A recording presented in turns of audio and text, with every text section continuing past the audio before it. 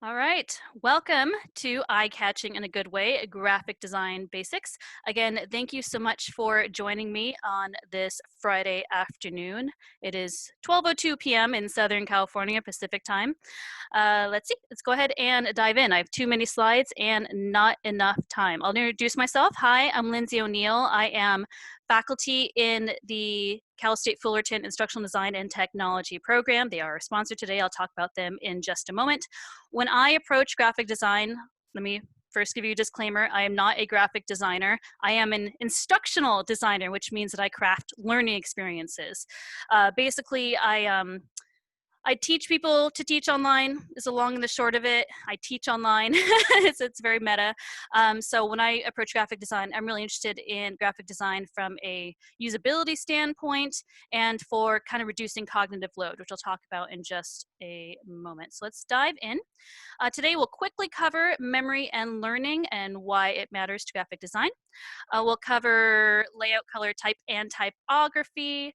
We'll talk about slide design as far as presentations go. We'll talk about handouts, also known as job aids in instructional design land. And I'll give you a few Microsoft Office tips and tricks. And I want to thank our sponsor today, which is California State University Fullerton's MS and Certificate in Instructional Design Technology. This is the program I teach for. The director of this program was so kind to make this webinar series possible.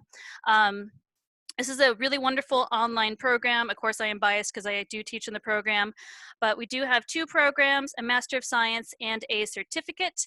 This program has been completely online since 2002, so I like to think that we're doing online right. We weren't thrust into it suddenly in the midst of a pandemic, and you can get lots more information on us at ed.fullerton.edu/MSIDT. And at the end of this session today, I'm happy to stick around and answer any questions you have about graphic design or about the program. I'm always happy to chat up the wonderful program that I teach for. All right, so that's it for our promotional material. Let's go ahead and dive in.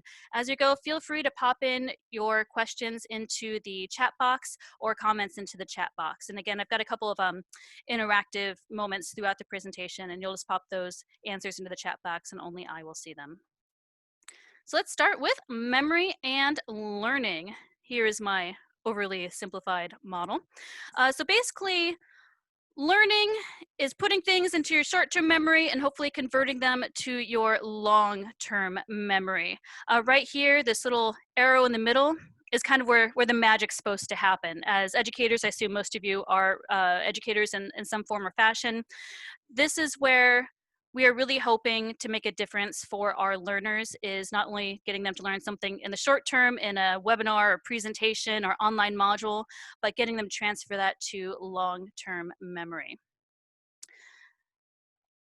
So what is short-term memory? Short-term memory is active, readily available information that is temporarily held, okay? It's just whatever you're thinking about or aware of at any given moment. It's also known as working memory. If you're not familiar with short-term memory, but you've seen Finding Nemo, Dory is the epitome of short-term memory. Short-term memory is when you go into the next room to get your car keys or a water cup, and then you enter the next room and you can't remember what you're there for. It's because you had that information stored in your short-term memory. It's not important to put into your long-term memory. You enter that room and bloop, it just goes out the window. What's fascinating about short-term memory, besides that it stores information briefly, you can use it to work on information, and there's a magic number when it comes to short-term memory, and that magic number is 7 plus or minus 2.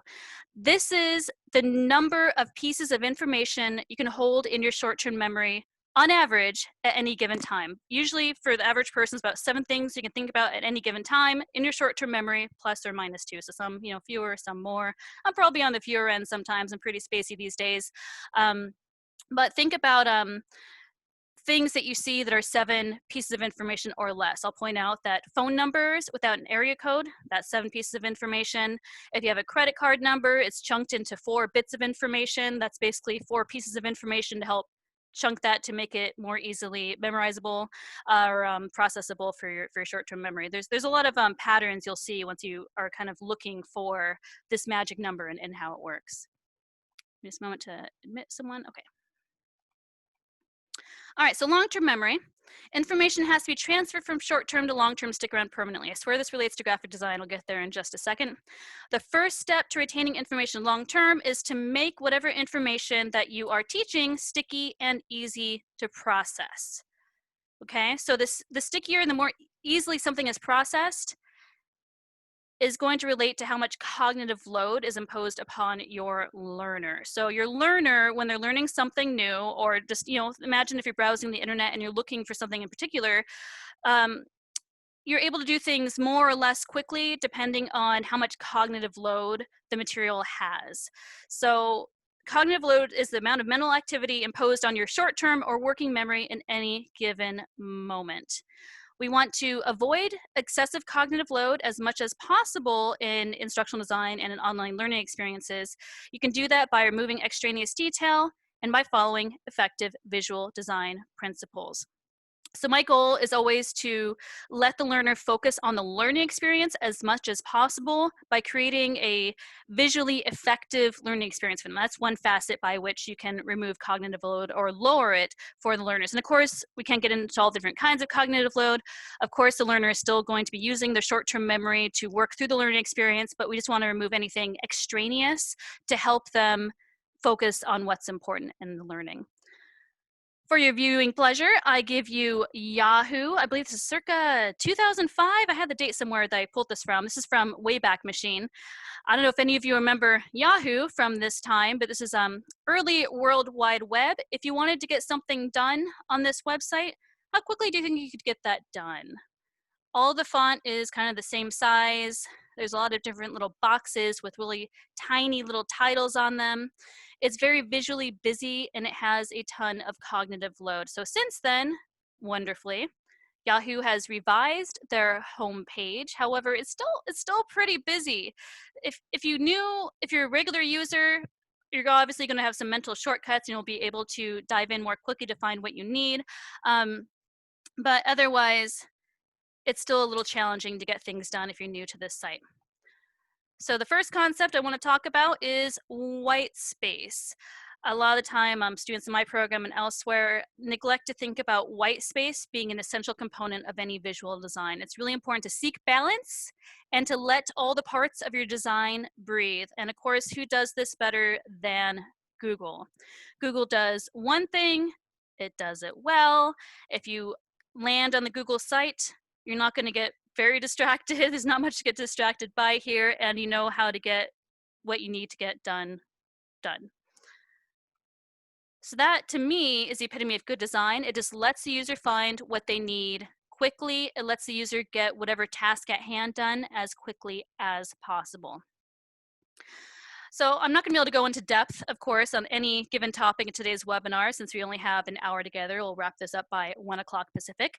I do have 2 book recommendations. The Non-Designer's Design book is basically the outline I'm following today for our webinar. It's a wonderful book, again, for non-designers. Again, not a graphic designer, I'm an instructional designer, and I found that book incredibly useful for learning the basics of graphic design. If you're doing anything related to web content, I highly recommend the text Don't Make Me Think Revisited. It's been revised, which is fantastic. This is a really wonderful, easy to read, humorous book that's going to give you a very quick and useful overview to making any web content more accessible, more usable very quickly.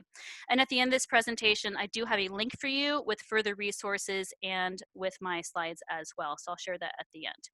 All right, so let's dive into layout. All right.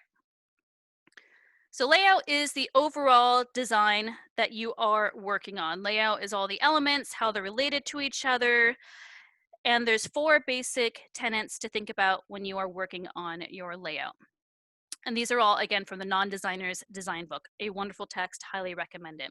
All right, so we have contrast, repetition, alignment, proximity. Together, these form the really wonderful abbreviation CRAP. I know we have different kinds of CRAP in the library land. There's another kind of CRAP that stands for something else, but in basics of graphic design land, if you remember nothing else from today's presentation, please remember CRAP: contrast, repetition, alignment, proximity. Let's dive into what each of these things mean. I've got plenty of examples as we go as well. All right, so contrast. Make same things look the same and make different things look different. I'll give you some examples in just a moment. And repetition. Repeat visual elements to create a unified look. So let's look at an example of this.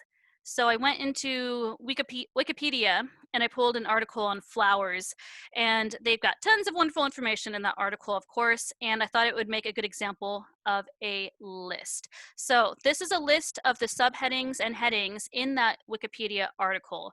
Without any sort of contrast, we don't really know what to focus on in this list. It's kind of hard to parse. It's more of a wall of text, right?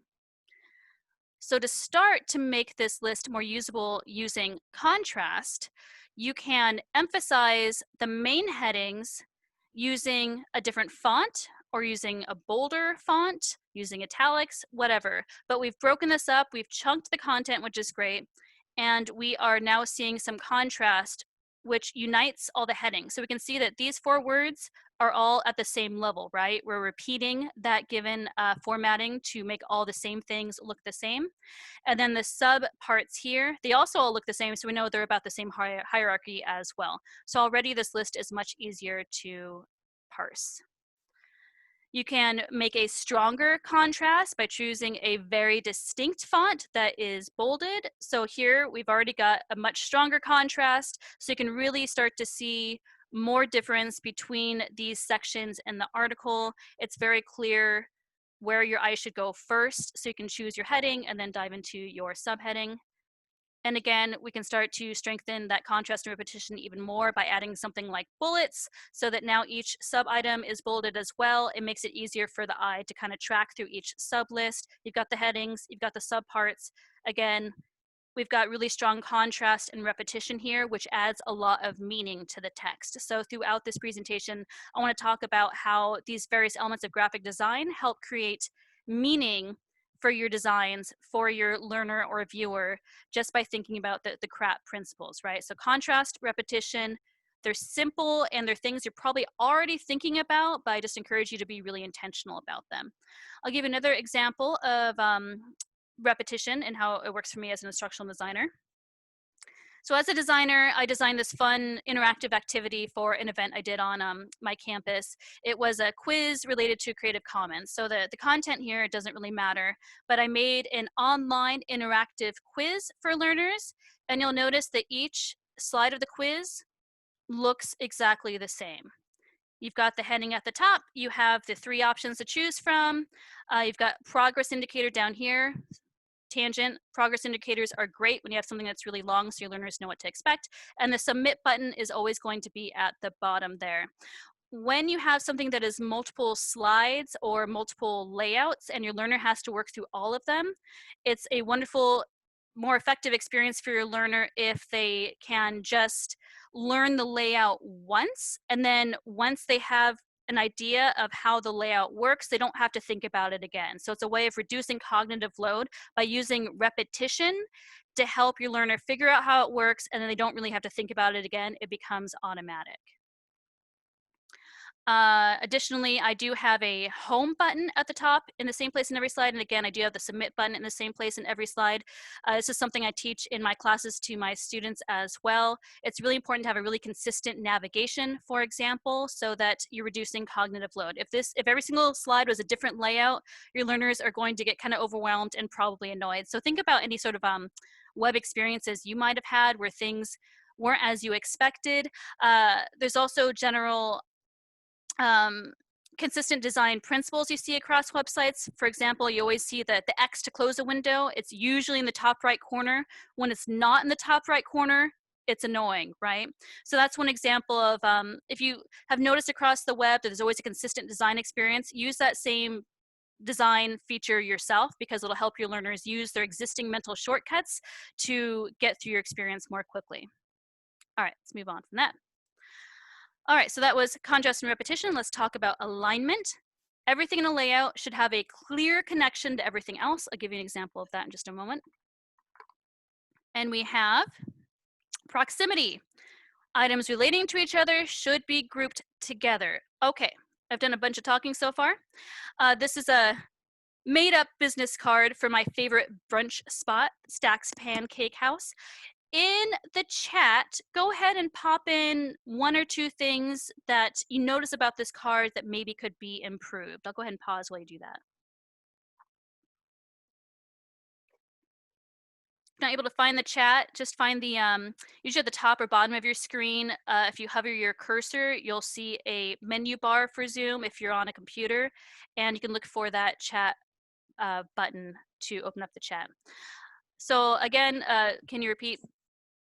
Take a look at this business card, and based on the CRAP principles, what things do you see could be improved about this card?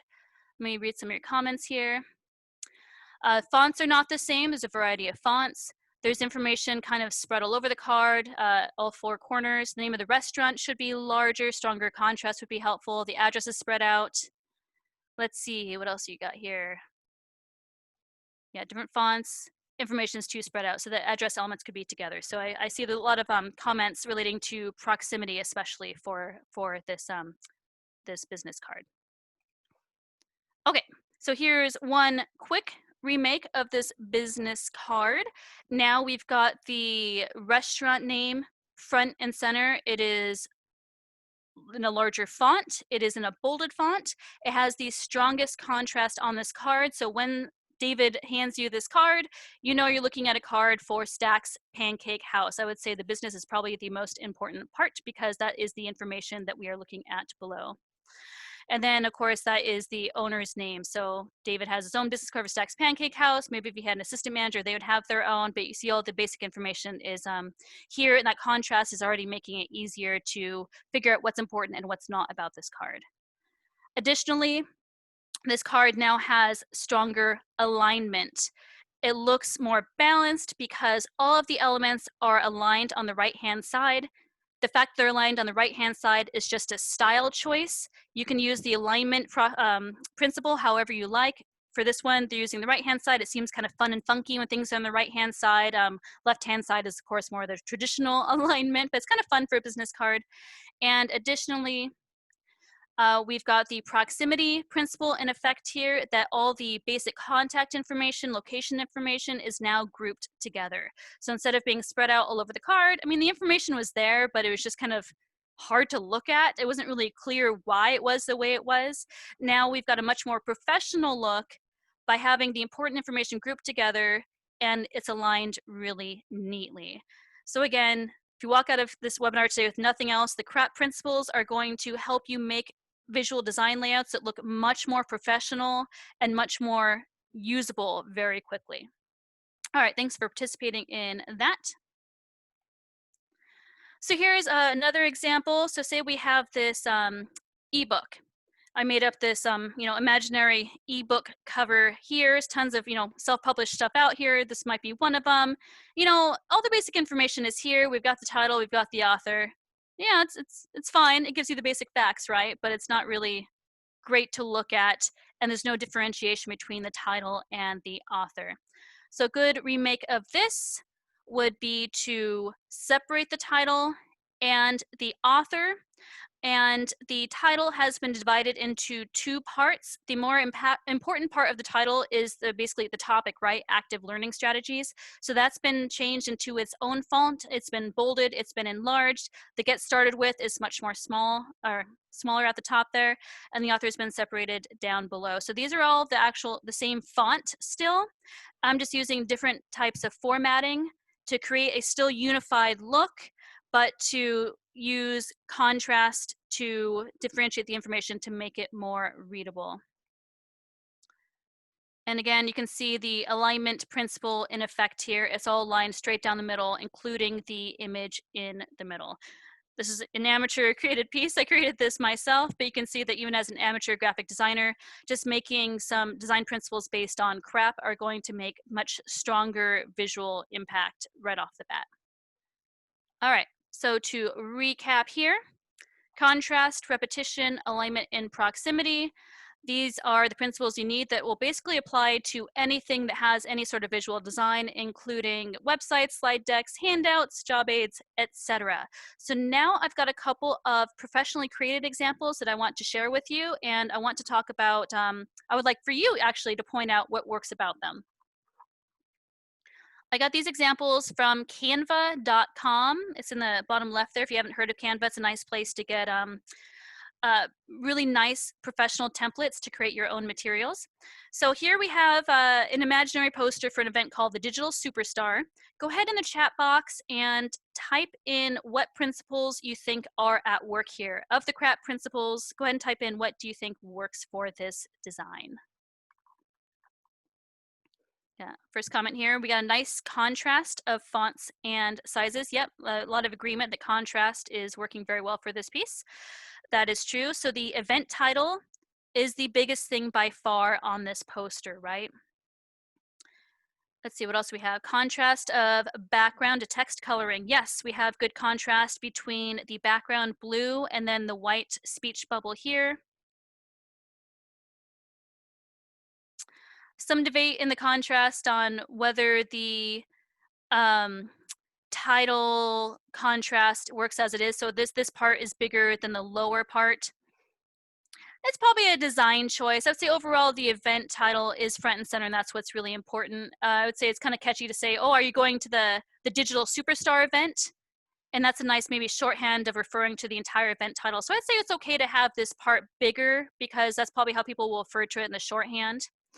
And then there's some comments here that proximity is working very well. So the title info is all together, the time and place is all together, and then the presenters are all together here. And we also have contrast here between two different fonts. We have one font for the title, and then we have another font for the information down here. And what I think is interesting about this design is that this font, I believe, is the exact same font between the event information and the presenters, but they're just using different formatting for that font. So they're only using two fonts for the entire design, so they're keeping it simple and clean, but they're using the formatting for the fonts to still differentiate and contrast between the bits of information. So it creates repetitive look. It's clear this information is all related. It works well visually, but they're still differentiating by using all caps here versus just the first letter caps here. And yes, we do have really wonderful alignment as well. This is all centered. This is centered with the self. This is right aligned, and that's totally fine. It works. And I also want to point out there is really nice white space balance here. I know this is actually blue in the background here, but it's a really nice balance of empty space. So they're letting all the elements breathe. Your eye travels first to what's most important and then downward to the additional information that is important. All right, so one more example here. What do you think this poster has going for? I imagine this poster may be hanging in like a classroom or a public space. What do you think is working for this one?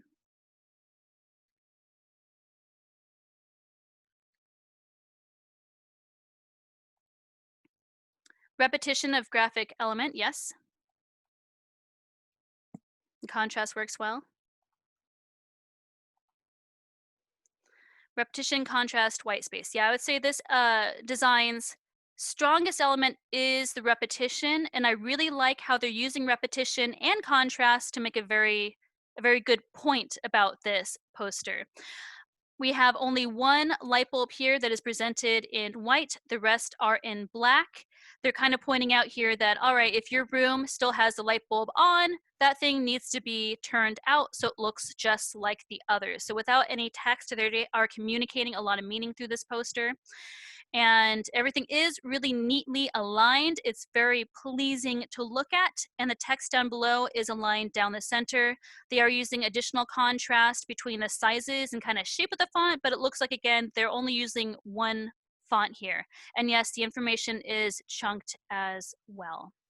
So it's kind of a literalist. Someone said they thought this poster is going to be about ideas because they use the iconography of the light bulb, but they're actually being more literal here. They're actually using light bulb as a light bulb when you actually see that to make a point about this. So I think this design works pretty well and it's pretty effective. And it's really strong contrast too, of course, between the black and the yellow background. It looks really nice. All right, thanks for sharing your thoughts about that. Let's go ahead and move on. Let's talk about color. All right, so we got 3 definitions for you that are going to make you sound like more of a graphic design expert right off the bat. Hue. I love the word hue because it's basically just another word for color, but in graphic design, of course, they have their own specialized language. This is a color wheel, and any point where you stop on this wheel, it's going to be a very specific hue, another word for color. All right. Saturation. Saturation is just the intensity of the color. So you start at the left here with a lighter version of the color and then a darker version of the color. So if you were to use this as your color palette, if you used the same color but at different saturations, you're going to have a really nice color palette that's going to work very well for your whatever design you have at hand. So that's one way to kind of start creating a good amount of contrast in work while still having the repetition of the same color is by using the same color but at different saturation levels. Similarly, you could also use the same color at different values. Value is just how dark or light a color is from white to black. So when we look at color palettes in just a moment, you'll see that you can have a variation of hues in a given color palette, or you can have a monochromatic color palette. Let's go ahead and move on over. And this monochromatic palette is pulled from color.adobe. It's Adobe Color. If you search for Adobe Color, this would come up. This is a really nice online tool where you can choose a color and then you can choose what type of color palette you want, and it'll give you color suggestions to go along with it. So basically whatever color you put in as your main color shows up here in the middle, and then you choose what kind of palette you want on the left here, what color harmony you want, and it'll give you some colors that'll work well with your main color. Okay, so here we have a monochromatic palette, which means that we have the main color here, and to the left and to the right, we have the same color, but it has different levels of saturation and of value. So this is a monochromatic palette because you're only using one mono color, but you're using it at different saturations and values. And if you had a design using these, it's going to be very blue, but everything is going to look very nice together because it's all just one point here on the color wheel. I'm not going to go into all the different kinds of color harmony because that probably takes someone that is an actual graphic designer, but I'll cover one more. So monochromatic is basically just one point on the color wheel. You choose one color and then use different versions of it, saturation and value. It's going to look nice together. Another option for your color palette is to use an analogous color palette, which means that you're using colors that are all spaced out equally on the color wheel. So your main color here is this kind of like medium blue that shows up here on the color palette, and then equidistant from that color on either side. Adobe Color has generated these two other options for us. If we were to use these items together, it would look very nice. It's kind of like the math at work in the background, right?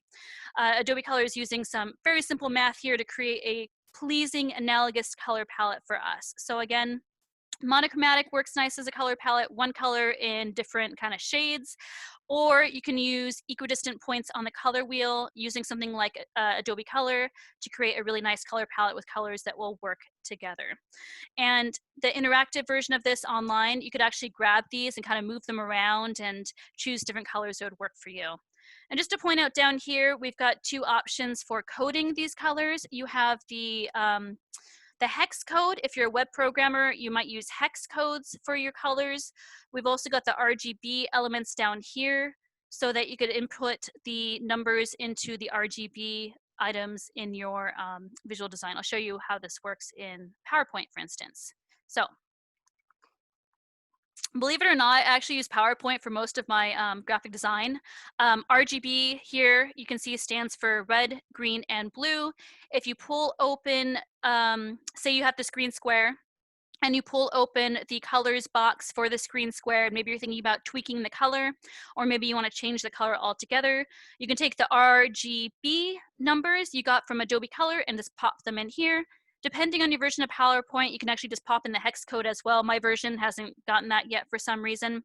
But I also want to point out that other elements here on the colors window help you change the value right here, or saturation as well. So this is how intense your color is, and this is where your color lands on the black to white spectrum. So you can always kind of tweak and make your own quick color palette in PowerPoint by adjusting these. And this is basically a different version of the color wheel. You can just kind of just choose a point on there and work from there. So a lot of the time I'll create an element like a square with the color that I want, and then I might duplicate that square and then maybe adjust the color using value and saturation to get something that still looks nice with it, but it still has some contrast to it. Okay. If you have questions as we go along, please pop those into the chat box. I know I talk fast and I have too many slides, so I'm always happy to answer any questions or discuss any comments that you have. So when it comes to color choice, the biggest takeaway for you that I would like for you to take today is please be intentional in your use of color. Color has meaning just like the other parts of your visual design. Bright colors generally have a more modern and fun feel. You can look up the meanings of different colors online with a quick Google search. You know, reds can feel more intense, more angry. Blues can feel nice and calming. Yellow can feel happy. Overall, blacks, whites, and grays can tend to feel more serious. So whatever colors you choose, be intentional. If you're using a variety of colors, think about why you're using those colors and what you're trying to communicate with them. And additionally, please avoid color combinations that don't work well for people with, for instance, color blindness. Like red or green color blindness is the most common version. So don't put red on green. You're not gonna be able to communicate the same contrast you're aiming for to a user with color blindness, for instance. Additionally, if you could ensure sufficient contrast for readability, that's a great service to your users as well. There are actual legal guidelines for this. 4.5 to 1 is the Section 508 guideline for color contrast.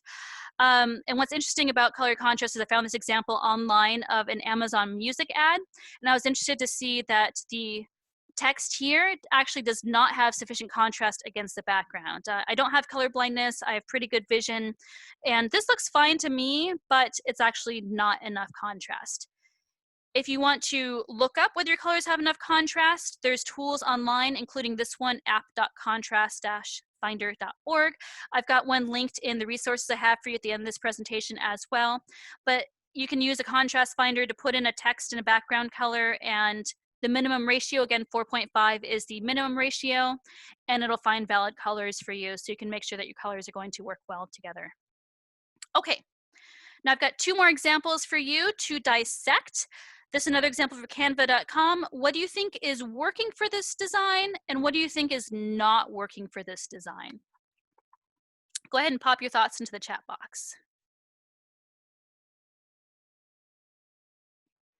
Not enough contrast, yes, I agree. The pink and white are not enough contrast. So this is actually an example I found as is on canva.com. I didn't make any tweaks to the colors myself, but you can see here that the pink on the white is not enough contrast. The white on the pink is not enough contrast. This is not readable at all. A lot of people would have trouble reading this. The color's a little funky as well. I think this might be opposite on the color wheel, so technically they might work together, but I'm not really sure what they're trying to communicate with these colors. It'd probably be a better choice if you want to use this in your classroom, maybe to use school colors, maybe use more white and black instead, so it's really nice and contrasting. I do like the repetition and alignment of the boxes. They only use two shapes of boxes, but they have this kind of fun contrast where the long one kind of is put up in the middle, down on the sides. Very technical language I'm using, of course, for my design critique here. But I do like that it all is really nicely aligned. It looks clean, it looks orderly. It would be readable if it had enough contrast. And someone mentions here, it's hard to determine which information is important. Yeah, I can see some of that here. I see that the title does kind of help you. It's standing apart, so there's enough contrast, so you kind of see that's the title of the poster. So you can kind of start to understand that contrast is showing that these are like classroom rules and the rules are listed here. But again, I'm not really sure what they're trying to communicate. Are the smaller boxes less important than the bigger ones? I don't know. So these are just things to consider. In visual design, there's not always a perfect right and wrong way to do things. There's just kind of different meanings. And it's important to think about what the different meanings are being communicated through your visual design. All right, let's look at one more example before we move on. What do you think is not working for this poster? This one I did tweak the color to make a point about the color. What do you think is not working here? Right, the red against the blue does not work. If you kind of stare at this red font for too long, it kind of like starts to vibrate, right? Yeah, it's a painful contrast. It's kind of like these two colors just aren't getting along at all. So when you are creating a visual design, consider how these colors are working together. This one hurts my eyes. It doesn't work. I would make this maybe a paler red, or I would take the background to probably be easier and maybe reduce the saturation of the background, make it lighter. Maybe choose a color again that I really like and put it into Adobe Color, and then choose some complementary colors that work with that, because then they're probably not going to vibrate so intensely. So just keep that in mind as you're creating your designs. Think about what kind of meaning you're trying to convey through your color, and how your colors are actually working with each other in principle. And then, yeah, someone points out the white text is small, doesn't really call for attention. Yeah, it's kind of funky. They have this little sideways text here, another one down here. I don't know, it's kind of arty, but yeah, it doesn't really work for me. Okay, so let's move on. Let's talk quickly about type and typography. Really short and sweet here. This is a serif font. This is a sans serif font. Serif is the little flourish on the end of each letter in a serif font. So you can see that, you know, the thickness of the O varies, the sides are wider. Anything with a little ending like the F or the T, they've got little flourishes here. So that's what the serif is. In contrast, you can see the sans serif font. It's very, I guess, plain in contrast to the serif font. There's a very even thickness for each letter. And in general, serif fonts tend to look more serious. Think old time media, New York Times, Washington Post. Of course, they're going to use serif fonts. But sans serif fonts do tend to be easier to read on digital screens. So think about, again, when you're choosing a font, kind of what you're trying to communicate when you use that font.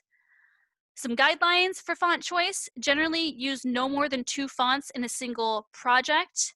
You can always use your font and just vary it by changing the size and formatting to still have a really nice, repetitive, unified look. Remember, using that repetition element is going to help make your whole design look really unified, but you can still provide enough contrast using a variety of formatting, okay? And then some technical comments. If you're going to share a document, choose fonts that are default in basically every computer ever. So Calibri, Times New Roman, if you're using Microsoft Office, these are going to be fonts that pretty much everyone is going to have. And when you share that document, that font is not going to break if someone else opens it and they don't have that font. And please avoid these overused novelty fonts like Comic Sans or Papyrus. Saturday Night Live actually has a really funny skit with Ryan Gosling all about Papyrus and how it's used as the title font for the movie Avatar. If you want to Google that, it's pretty funny. And Comic Sans is so overused that it just looks kind of silly if you use it. I will say that someone invented Comic Sans, or I can't remember if they invented Comic Sans or someone found that Comic Sans is really great for any users you have that have dyslexia. And there's actually a really nice font available out now for people with dyslexia that helps them read more easily. I don't have the name of it off the top of my head. I think it's like Open Dyslexic or something. But otherwise, if you're just trying to come up with some contrast in your designs or some visual interest, avoid overused novelty fonts and instead focus on you know, serif versus sans serif, using colors that communicate and just kind of balancing out your design. And just to come back to our original design with the list, I used 2 fonts for this. The headings have 1 font, the subparts have a different font. It's still a very clean look. We've got the repetition with the 1 font up top, and then we're using another font down below, and it creates a really nice unified look. If we had a different font for every single heading, it would look really messy and the eye wouldn't really know where to go, and it wouldn't be clear that these elements are all kind of like hierarchically at the same level. So again, think about what fonts you're using and what you're trying to achieve with those fonts. All right, so that was text and fonts. Let's dive into slide design really quickly here. So we've got about 19 minutes left. I should be able to speed right along. Okay, if you are creating a PowerPoint or a presentation, I want to say PowerPoint works great. It's the old workhorse. I use it all the time. I don't think you need to use anything fancy to create a presentation. PowerPoint's very shareable and works as you expect it to. But in general, for your slide design, no matter what software you're using, I encourage you to be consistent. I'm a big believer in bullet points and simple visuals because I think as I'm talking along here, especially as I'm talking quickly in an online format, it can be hard to follow what I'm saying. But if I have bullet points on screen, it's going to be easier for you to understand what I'm talking about and help you organize it in your short-term memory so that you're more able to maybe convert this stuff into your long-term memory. Avoid walls of text. In general in life, avoid walls of text. Break things up into chunks or multiple slides. And no matter what you're doing, avoid animations unless necessary. I love this little rhyme here. When in doubt, fade in and out. PowerPoint has lots of fun animations. Unless you're making a point with those animations, some sort of very distinct meaning, basically avoid using them. They just kind of seem kind of like a silly flourish that isn't necessarily necessary, again, unless you have some sort of point to it. Another quick book recommendation here is Slideology, The Art and Science of Creating Great Presentations. This is a really wonderful book by Nancy Duarte. If you are going to be doing a lot of presentations or you're interested in doing really great presentations, this is basically the Bible in instructional design for creating great presentations. Highly recommend it. And I've got this linked in my resource list for you as well. All right. Let's talk about job aids and handouts. Okay, so handouts are basically job aids. In instructional design, we call handouts job aids. The point of a job aid is to help you get something done.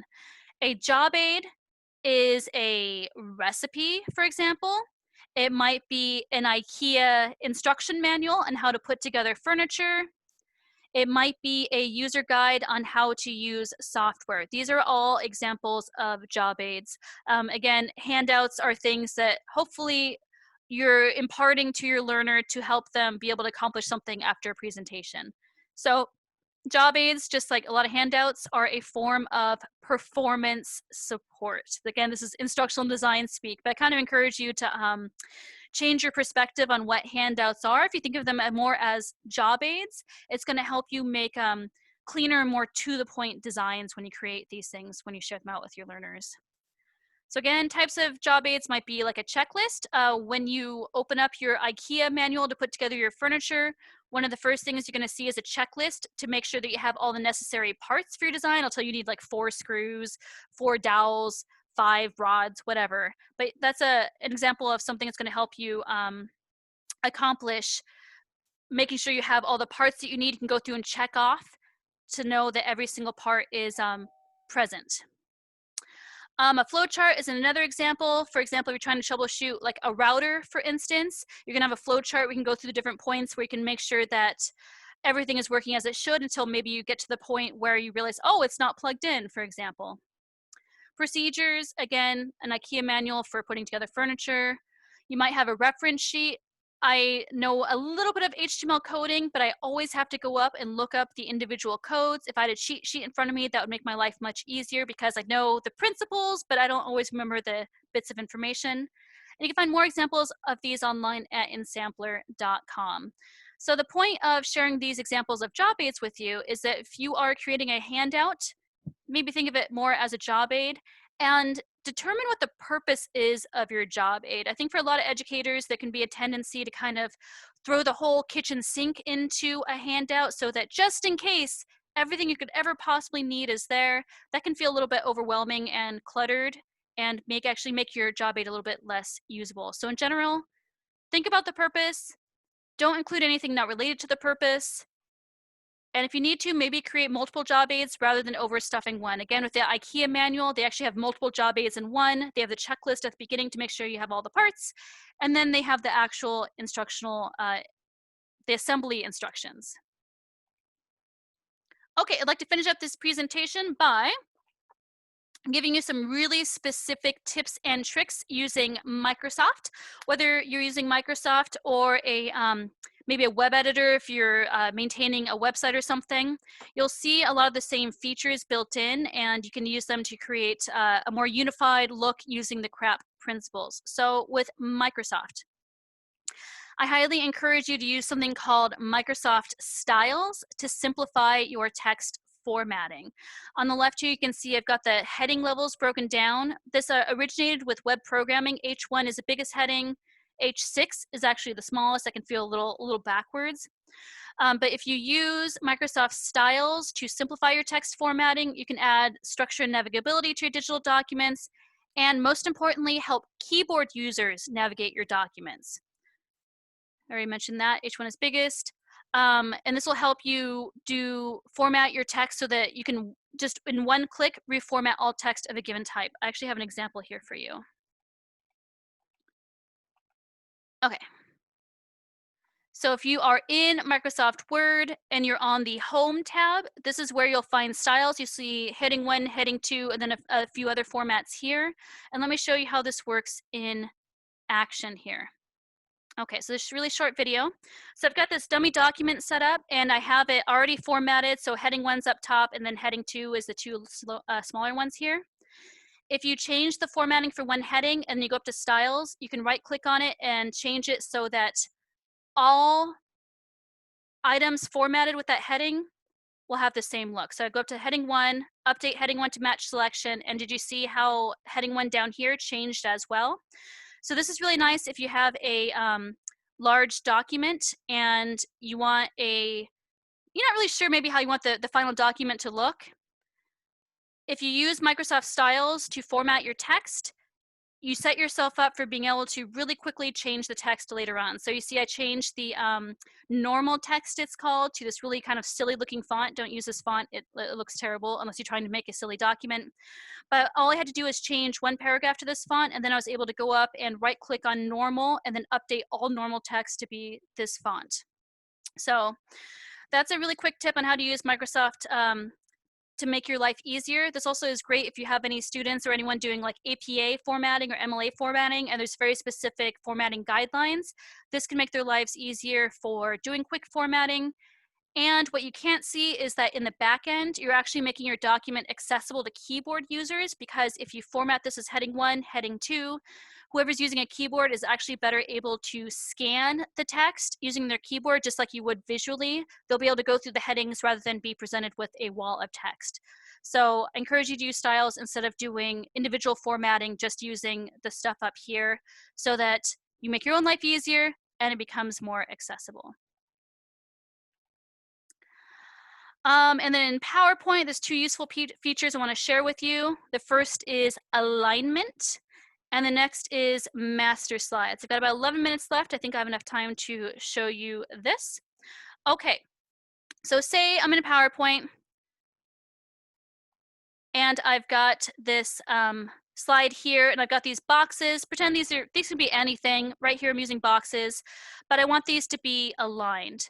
What you can do is actually take the left one, line it up where you want it, put the right one kind of where you want it, and then select all of them. And then under the Format tab, there's this little align function here. Click on that, and then you can, first off, distribute horizontally, which means it now has these positioned equidistant across my slide here. Then go back to align, and I can align, let's say, middle. And then just like that, boom, all my boxes are very prettily aligned. They're perfectly distributed across the slide, and it took me very, very little effort to do that. So that's a really wonderful tip for PowerPoint. And for master slides, I want to give you an example of this. You can create your own layouts. In the slide master view, you can create custom layouts. You can change overall fonts and overall colors and logos. So let me show you how this works really fast with PowerPoint here. I can go into view and then slide master. And say I go to the top slide here. This is the highest slide, which will actually affect all the slides below. Say I want to insert a shape. Say I think the star is really cool and I want it in the corner of all my slides. I put this here and it's going to show up in all these sub slides below here. So go back to slide master, close it, and now you can see that all my slides here have that star in the corner. But if I want to undo that, it's really easy. I can just undo, take it out, and we've gone back to our regular view there. So let me go ahead and restart my slideshow. Okay, So that's master slides. Again, it's going to save you a lot of time, kind of like Microsoft Styles in Microsoft Word, because you can do things all at once rather than having to edit every single slide. And you're also going to create a document that's going to be more usable for anyone using a keyboard, because you're going to have consistent layouts, and they're going to be able to use the keyboard more easily, navigate between those things. Okay, so I've done a lot of talking. Let's go ahead and do a really quick pop quiz before we finish up here. In the chat box, tell me, what does CRAP stand for? A, B, or C? There's one thing you walk away with today. I want it to be what CRAP stands for. Brilliant, you all got it. It stands for contrast, repetition, alignment, and proximity. So again, these are things you're probably thinking about in the back of your mind as you're already doing your visual designs. I just encourage you to be much more intentional about how you are actually employing these in your design. Okay, so that takes us to the end of our presentation. If you would please, into the chat, maybe just share one takeaway that you can put into practice right away. I would love to hear what you're getting out of this presentation so they can kind of fine tune this for future versions. And then as you do that, I do have a web address here for you to get my slides. I'll go ahead and pop this into the chat as well. pinelearning.com/I. This is my side business, Lone Pine Learning.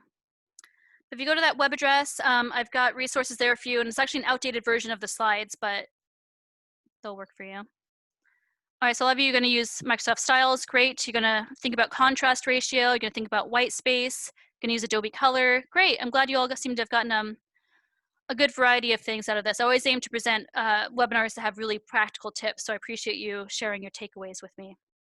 Okay. So that takes us to the very end here. Thank you again to our sponsor, California State University Fullerton's MS and Certificate Program in Instructional Design and Technology. More information online on their program at ed.fullerton.edu/MSIDT. They've made this webinar series possible. I am doing 3 more webinars in this series. I'm doing an encore of Intro to Instructional Design. I'm doing one on accessibility, and I'm doing one on copyright. You can find more information on the info sessions page of that program's website there. Okay, so I'll go ahead and stop the recording.